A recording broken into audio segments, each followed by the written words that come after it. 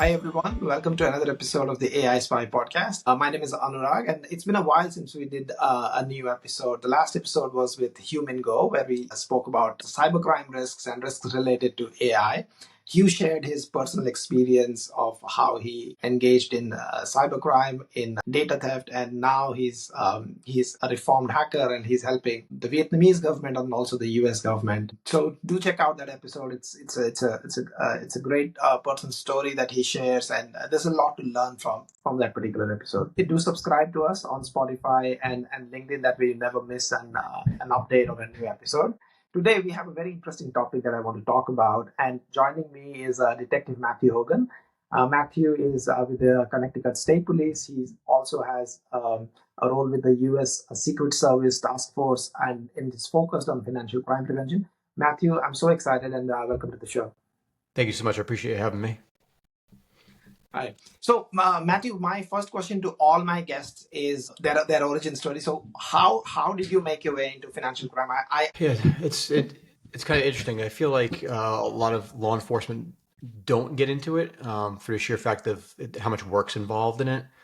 But I had several cases that were money-related cases, larcenies or frauds, and I just saw that no one was really doing anything with them. No one was paying attention to them, and the victims were uh, unrecognized, really, and kind of just pushed off as just not a regular victim like you would see for an assault or something, an abuse type of thing. And when I took a couple of cases, one in particular, it was an older woman. She wouldn't call her elderly, older, and she had it was a romance scam online, and she lost like 450 plus $1,000 to a romance scam. And in doing the work surrounding that investigation, I saw how much needed to be done. And it really excited me because it was like an untapped area of crime fighting that no one else really wanted to do.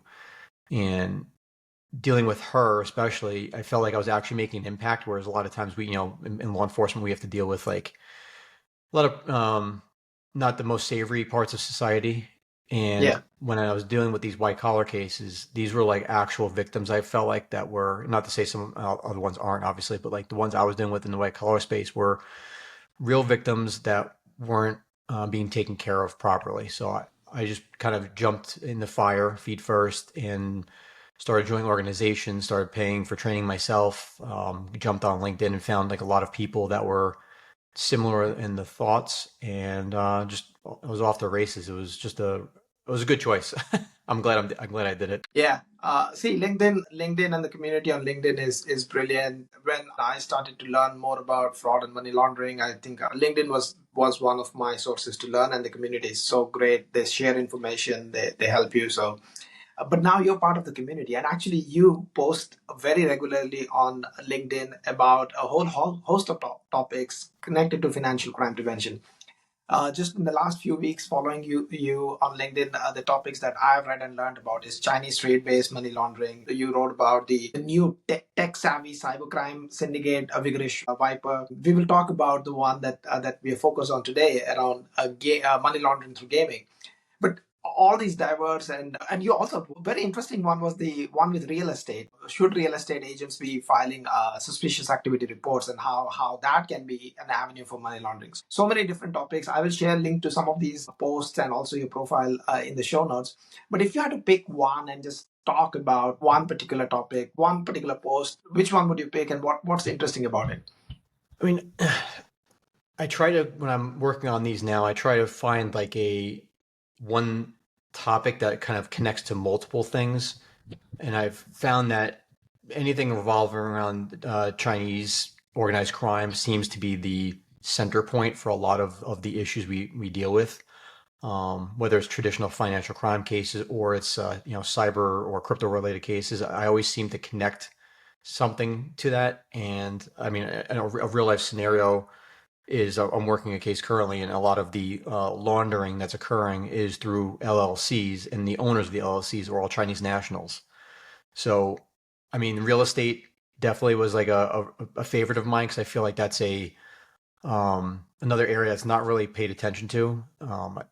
I know that Treasury is trying to do a better job of understanding ownership of businesses, and they're they have a lot of work ahead of them with that because what I'm seeing at least it's very complicated. And if a lot of these states don't pick up the pieces and start the process of collecting that proper ownership information, it's going to be a lot for Treasury to try and do themselves, and they're already overworked. So looking at like real estate was really a favorite of mine. I think it's just such a spot that we don't really pay attention to very often, and I think it's confusing. Even like I mean, gosh, you go buy a house now, right? How many documents do you have to sign just to buy the thing, right? It's like you forget how terrible it is until you've done it a couple of times, and I think with that, that's why a lot of law enforcement don't want to get involved in it because of its document heavy and confusing, mortgages and loans and everything else. So I think that's where almost like LinkedIn and networking really comes in because I'll never profess to be the smartest person in the room, but my ultimate goal is always to be the person who knows the most of the smartest people in the room. So if I don't know someone, or if I don't know the answer myself, I know someone who does. So I can find someone pretty fast that knows like real estate, for example, and I'll reach out to them. So that was like when I when I was writing that post, particularly, I kind of made that connection. And I was like, I started reaching out to my friends who are in real estate, and that's like a thing that cops like to do apparently. And they retire, they go like sell houses. That's like their thing, I guess. So I have a bunch of friends who were retired that uh, are Yeah. in sales. So you reach out to them and like, hey, are you aware of this? And they're like, no, we don't file. They're like, what's a SAR? So it's just like a thing that no one really realizes.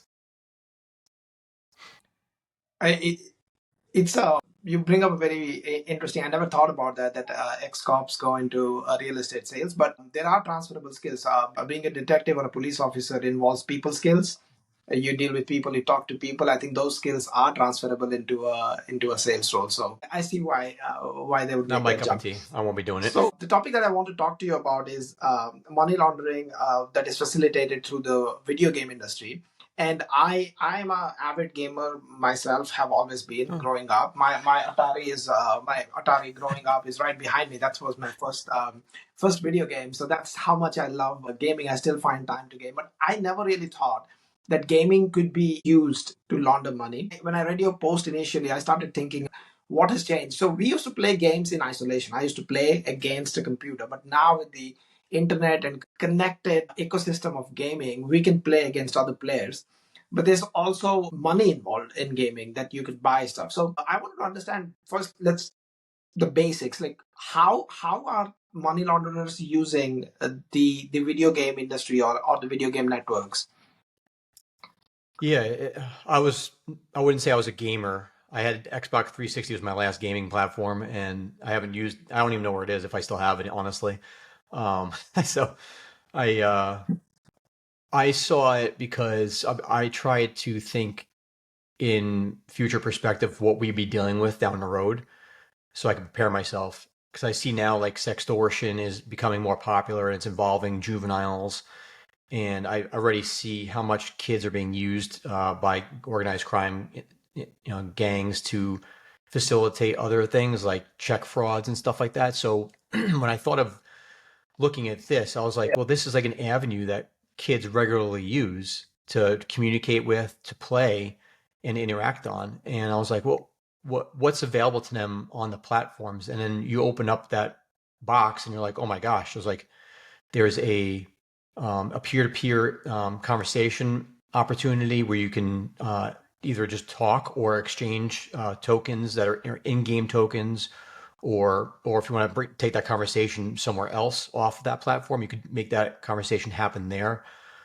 Some games have their own tokenized networks, so if you want to buy skins or whatever for a game, or like a sword or something like that, or some kind of utility item, you have to purchase that with the game token, but you can't do that without onboarding actual cash. So what bad guys want to do is obviously obfuscate as much as possible. They don't want us to find how they're moving the money. So if they confuse us, the better for them. So what better place to do it than a game platform, right? Imagine how difficult it is for law enforcement now to deal with traditional finance. If we're now dealing with online gaming where there's all these red tape things in place, so you have to deal with Microsoft, for example, like they have Xbox games, and then you have to deal with the gaming platform, and then the peer-to-peer network that's involved in the exchange of the tokens. Like there's just a lot of stuff that happens to make all those pieces move.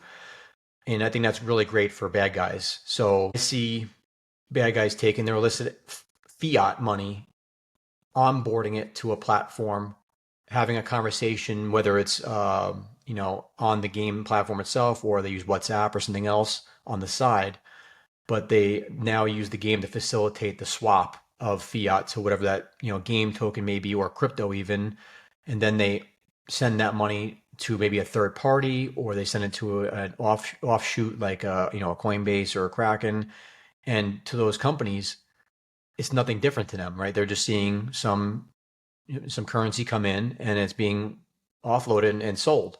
So I don't think that they would necessarily capture it.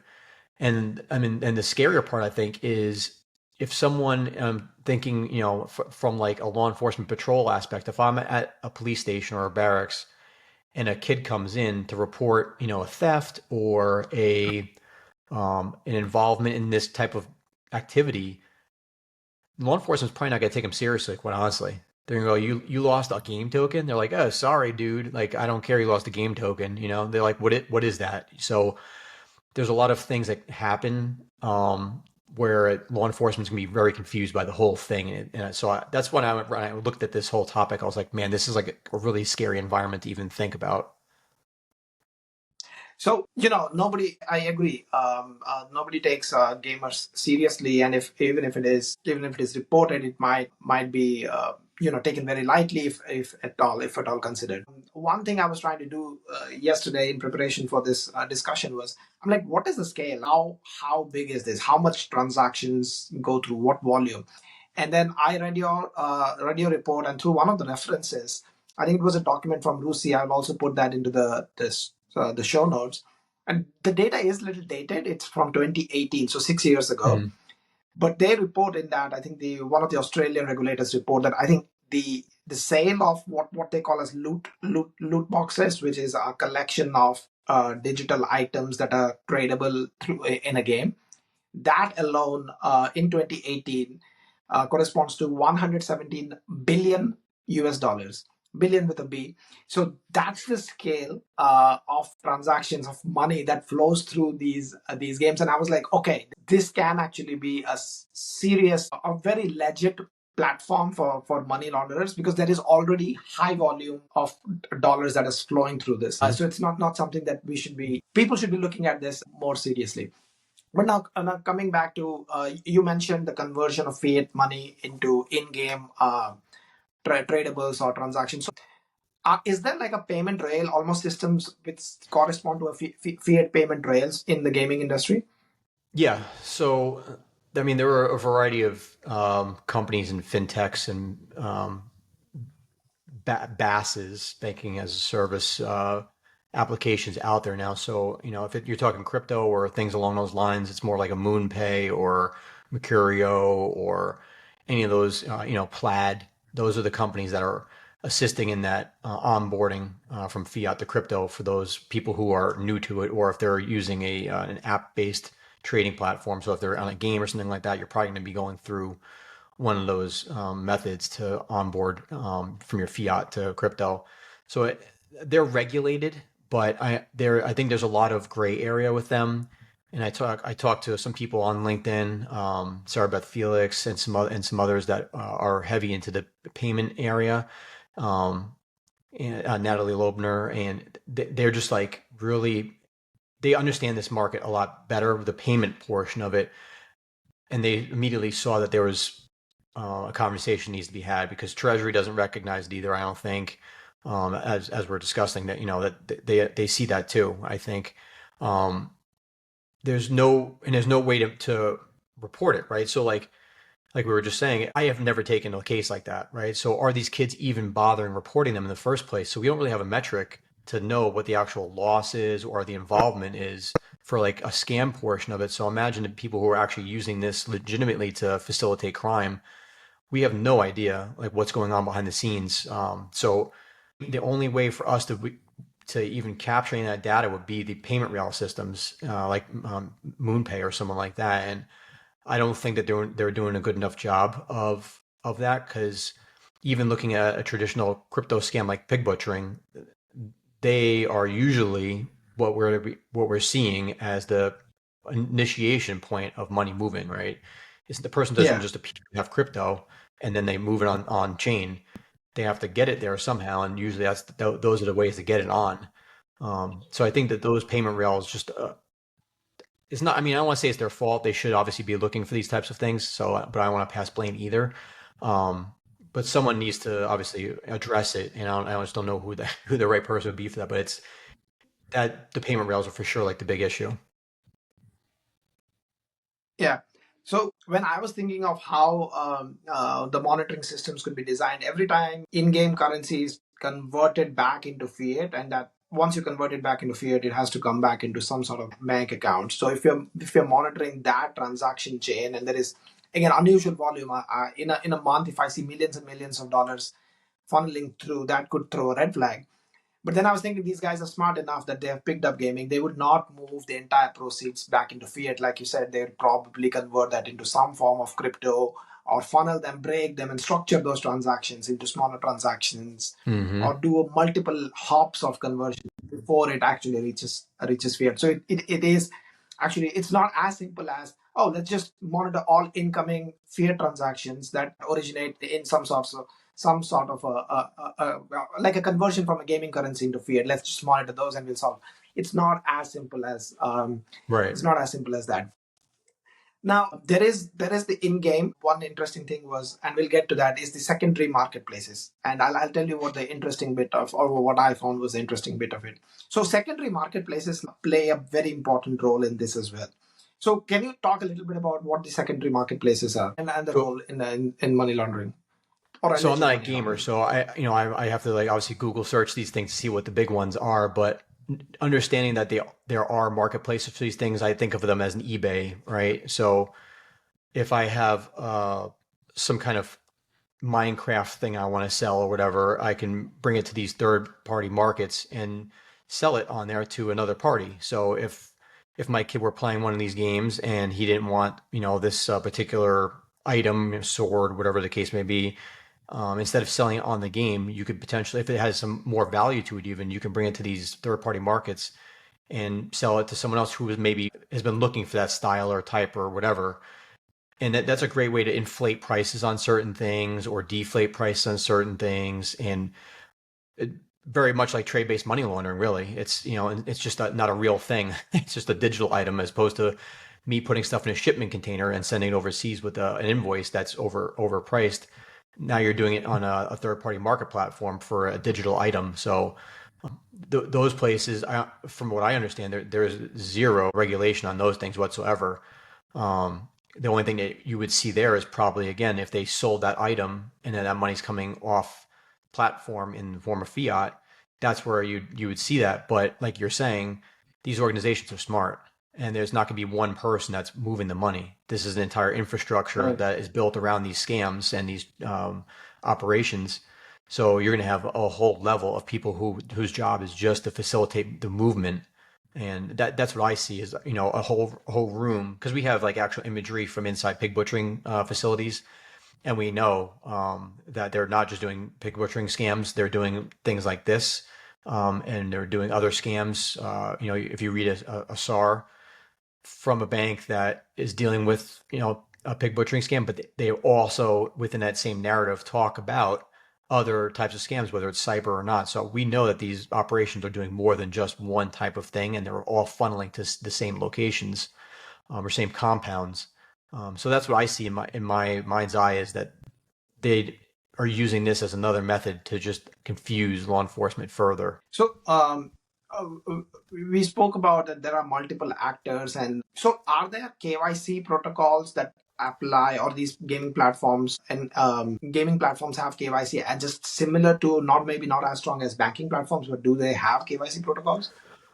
So I think it's case by case dependent on what type of game it is, or, what the game entails, and what the infrastructure for the game is. So I feel like if the game is focused around money or requires a lot of funds to operate, then they would have to have something in place in order to monitor that. But I think that because they're in this unusual gray area, I feel it's definitely, if I think they pass the risk on to the moon pays of the world or the plaids of the world, because the game that isn't then responsible for it. They're not technically the one doing the AML and risk analysis. It's the company that's taking the actual cash for it, for the purchase. So I think that games need to play a part in that, and they definitely need. I think I've seen that there's conversations being had on it. I think I don't know if I put it in there or not, but I did see an article.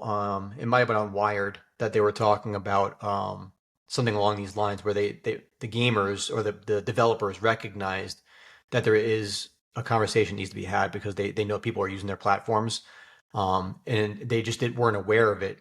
But they also know that the onboarding process for the fiat to purchase their in-game items isn't capturing all the necessary info that would be required by a bank, for instance. So if I'm on, if I'm committing a scam through a bank, they already have a lot of my KYC because it's required by BSA. Whereas the game itself, it's not, the whole purpose of it isn't to move money. It's just there's a portion of it has money involved in it, so it's not a direct relationship. And I think that's what one of the nuances that gaming kind of walks that line. I think there are, like you said, case by case. I was reading, I think it was either in your document or in the Rusi one, where Steam, one of the platforms, they did an analysis and they blocked like 40,000 accounts which were linked to stolen credit cards. But when I read that, I was wow, great, they're doing something. But at the same time, I started thinking 40,000 accounts can be created using stolen credit cards, or have stolen credit card details linked to them. As many number or more can be created using stolen identities. So probably there is some scope to beef up the KYC and identity verification in these platforms. Mm-hmm. Now, if we move on to regulations, do the platforms come under the current BSA/AML regulations, or they are still not under the purview? Because there is monetary transactions, they are trading digital assets.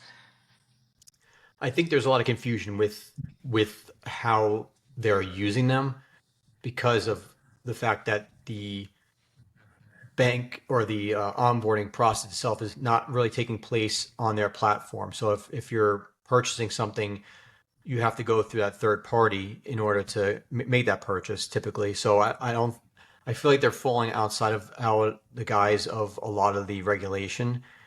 So I mean, I picture it like this. So when I first started doing like romance scam investigations, I would see a lot of bad actors actually utilizing the platform with fake, like you're saying, fake identities.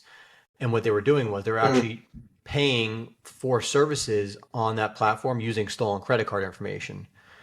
So, say, Match.com isn't necessarily taking that money per se. It's their their company or organization that they're using to transfer the payment, peer-to-peer process, or the payment process. They would boost their profiles using stolen money so that you would see their profile all the time. And that's what I see here is very similarly. They're just changing the vehicle to launder, right? So now it's gaming. There, it's a dating app, or it's a peer-to-peer texting app. I don't think regulators recognize the capabilities of gaming, because their digital assets are such, still, for at least in the US. I feel like the UK and the EU are doing a better job of regulating these things, and they kind of are forecasting this a little better. And the U.S. has a lot of, I feel like, a lot of our federal agencies are a little prideful, and they're trying to argue over silly, who owns what and who's responsible for what for some reason. So I think once they clear that up, and I think that Fit 21 Act that they just moved through the House, hopefully will kind of clear up some of that if it gets through.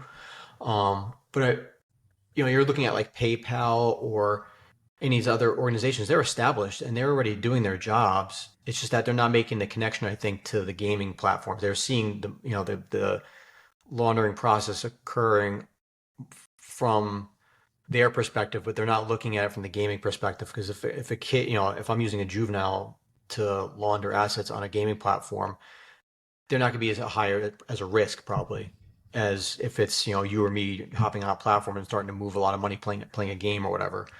And I think regulators don't see that and aren't paying attention to the potential for what could occur on these platforms. All right. So, Matthew, I think in conclusion, we can say this: there is a problem, and regulations. There is a gap in regulations which is currently being exposed, exploited, and there's a lot that can be done. But awareness is probably the first place where we start. And thank you for leading the charge on that and sharing valuable information that helps us. Any final thoughts?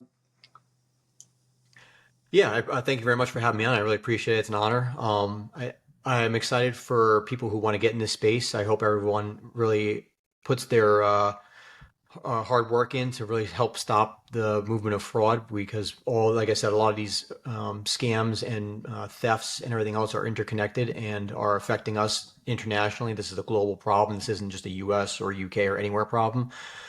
So we need to work together in this ecosystem. So just please help. Hey, pleasure is all mine. Thank you for taking time out of your schedule. I know you have a packed schedule.